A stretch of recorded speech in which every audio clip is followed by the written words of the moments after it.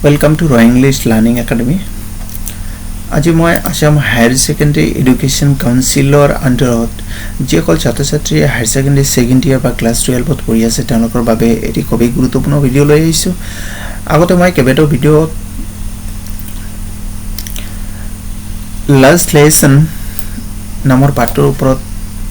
কেবেটাও video প্ৰস্তুত কৰিছো তাত মই কিছুমান ইম্পৰ্টেন্ট এডিশনাল কোৱেশ্চন আনসাৰ আলোচনা কৰিছিলো যিবিলাক কোৱেশ্চন আনসাৰ হকনাই পৰীক্ষাত আহি থাকে তো আশা ৰাখিছো হেবোৰ বহিত লিখি লৈ যদি মুখস্থ কৰে 100% হেবিলাকৰ পৰা কমন পাব আৰু আনসাৰ খিনি একেবাৰে সুন্দৰকৈ দিয়া আছে ভাল মাৰ্কস পাব তো আজি ভিডিঅটোত মই আলোচনা কৰিম টেক্সচুৱেল কোৱেশ্চন আনসাৰ মানে থিংক এজ ইউ ৰিড মানে টেক্সচুৱেল কোৱেশ্চন আনসাৰ যিখিনি আছে এই কোৱেশ্চন আনসাৰ খিনি মই আলোচনা কৰিবলৈ লম তাৰ পিছত এটা ভিডিঅত মই কেইবাটাও বোৰ্ড কোৱেশ্চন দিম কাৰণ এই মানে প্ৰশ্নৰ পৰা কি থাকে 5 মাৰ্কছৰ এটা বোৰ্ড কোৱেশ্চন থাকে তো বলা আমি পলম নকৰি আৰম্ভ কৰো আজিৰ ভিডিঅটো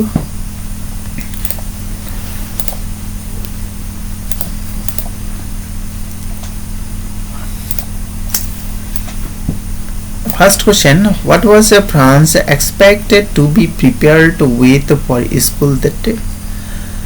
तो কি কৈছে প্ৰথম কোৱেশ্চন তো what was France expected মানে ফ্ৰান্সে কি আশা কৰিছিল to be prepared মানে হাজু হবলৈ with for school that day হেদিনাখন স্কুলৰ বাবে ফ্ৰান্সে কিহৰ প্ৰস্তুতি লোৱাৰ বাবে আশা কৰিছিল So answer here France was expected to be prepared with the rules for participles the day because M. Hamel had said that he would question them on participles. He said answer to France was expected to be prepared with the rules for participles that day. France হেদিনাখন কি আশা কৰিছিল was expected to be prepared with the rules for participles participleৰ যিবিলাক কি আছে নিয়ম আছে সেই নিয়মবোৰ prepare কৰাৰ মানে প্ৰস্তুতি লোৱাৰ বা হাজু কৰাৰ বা পাৰ্টিসিপলছৰ ওপৰত যি হোমৱৰ্ক দিছিল সেই হোমৱৰ্ক কৰাৰ কি কৰিছিল আশা কৰিছিল হেদিনাখন because কারণ M. Hamel had said কারণ M. Hamel কৈছিল that যে he would question them on participles তেওঁ কি কৰিব সিহঁতক কি কৰিব participles ওপৰত কোৱেশ্চন কৰিব but France did not know anything about them কিন্তু ফ্ৰান্সে সেই পাৰ্টিসিপলৰ একো জানা নাছিল Next question lagisu 2 number question number 2 diya ase what did France notice that was unusual about the school that day what did France notice France ki লক্ষ্য কৰিছিল that was unusual jitu অস্বাভাৱিক আছিল about the school that day হেদিনাখন স্কুলত মানে ফ্ৰান্সে হেদিনাখন স্কুলত কি অস্বাভাৱিক বস্তু লক্ষ্য কৰিছিল আনসাৰ হ'ব France noticed that the school was unusually quiet France হেদিনাখন কি কৰিছিল France noticed that the school was unusually quiet ফ্ৰান্সে লক্ষ্য কৰিছিল যে স্কুলখন অস্বাভাৱিকভাৱে কি আছিল নীৰৱ নিস্তব্ধ আছিল usually হাবিকতে there was a great commotion হাবিকতে কি হৈছিল বৰ হাই হুৰুমি হৈছিল of the opening and closing of desk মানে desk বন্ধ কৰা আৰু খোলা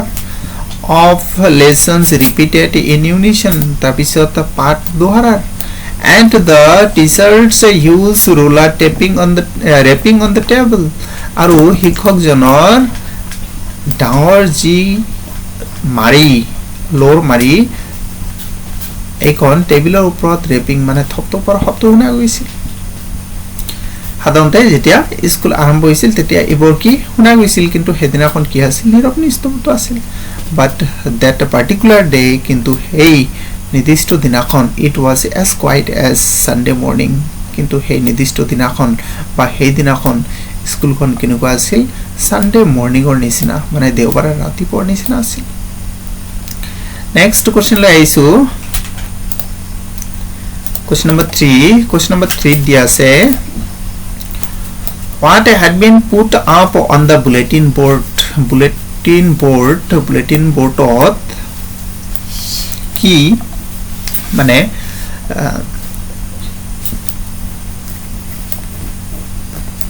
put up মানে বুলেটিন বোৰ্ডত কি খবৰ আছিল বা বুলেটিন বোৰ্ডত কি ওলমি মানে কি জাননী দিয়া হৈছিল বা কি notice দিয়া হৈছিল what had been put up on the bulletin board তো answer কি হ'ব an order from Berlin had been put up on the bulletin board তো bulletin boardত কি বাৰ্লিনৰ পৰা এটা খবৰ এটো কি লগাই দিয়া হৈছিল বা ৰাইজৰ দেখাৰ বাবে এটো কি এই খবৰটো বুলেটিন বোৰ্ডত লগাই দিয়া হৈছিল The order was that only German would be taught in the schools of Alsace and Lorraine after the Prussians defeated France. France okle order to asil he bulletin board ot thoka order to asil je German bhasha ki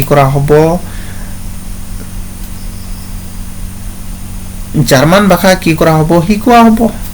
school ব্ৰত else's and লৰেইনৰ যিখন যি দুটা district আছে সেই দুটা ডিস্ট্ৰিক্টৰ স্কুলত কি ভাষা শিকোৱা হ'ব জাৰ্মান ভাষা শিকোৱা হ'ব আফটাৰ দা প্ৰুছিয়ানছ ডিফিটেড ফ্ৰান্স মানে প্ৰুছিয়া নকলে ফ্ৰান্সক পৰাজয় কৰাৰ পিছত সেই অৰ্ডাৰটো আহিছিল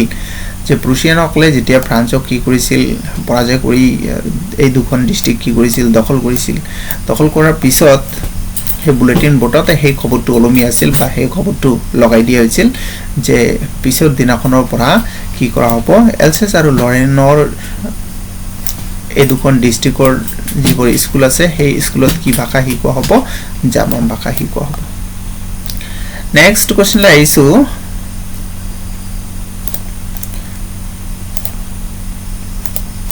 ফোন number दिया से what changes did the order from Berlin cause in the school that day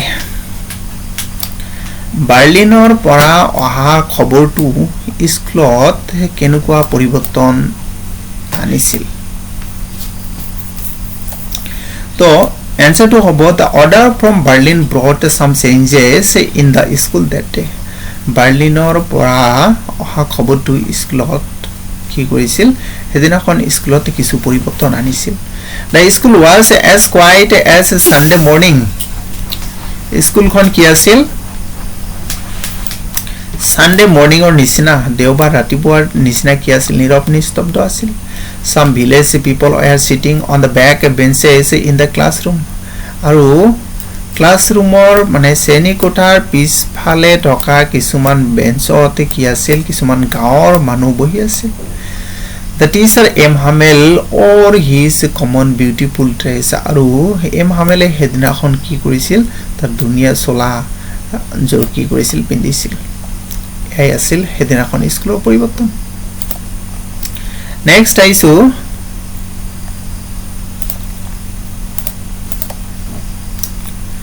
5 number diya se how did France's feelings about M. Hamel and school change France or M. Hamel aru school সম্পৰ্কে যেটো কি আছিল feelings আছিল সেই feelings to কেনেকৈ পৰিৱৰ্তন হৈ গৈছিল how did France's feelings about M. Hamel and school change মানে ফ্ৰান্সৰ M. Hamel আৰু স্কুল সম্বন্ধে যি কি আছিল feelings আছিল মানে অনুভূতি আছিল হেতু কেনেকৈ পৰিৱৰ্তন হৈ গৈছিল Answer France thought that M. Hamel would to go away after taking his last France lesson. France ভাবিছিল যে তেওঁ কি কৰিব M. Hamel কি কৰিব তাৰ লাষ্ট লেসন টু ফ্ৰান্সী ভাষাৰ লাষ্ট লেসন টু লৈ তেওঁ কি স্কুলেৰে গুচি যাব France would never see him again. ফ্ৰান্সে আৰু কেতিয়াও তেওঁক দেখা নাপাব this made him forget about his ruler এই কথা ভাবি তেওঁ কি কৰিছিল তেওঁ যে ৰুলাৰেৰে মানে মাৰিৰে কি কৰিছিল কোবাইছিল সেই কথা পাহৰি গৈছিল and crankiness আৰু কেতিয়াবা যে তেওঁ কৰ্কশ ব্যৱহাৰ দেখুৱাইছিল সেই কথা পাহৰি গৈছিল তাৰপিছত France did not like school ফ্ৰান্সে কি স্কুল পছন্দ কৰা নাছিল he thought his books were a nuisance a while ago তেওঁ অলপ মুহূৰ্ত আগতে তেওঁৰ কিতাপবোৰক তেওঁ কি বুলি ভাবিছিল nuisance মানে তেওঁ ফাংফুং বুলি ভাবিছিল মানে বোজা বুলি ভাবিছিল but now he thought these were his old friends কিন্তু তেওঁ এতিয়া ভাবিছে যে সেই পুৰণা কিতাপবোৰ হল এতিয়া তেওঁৰ পুৰণা বন্ধু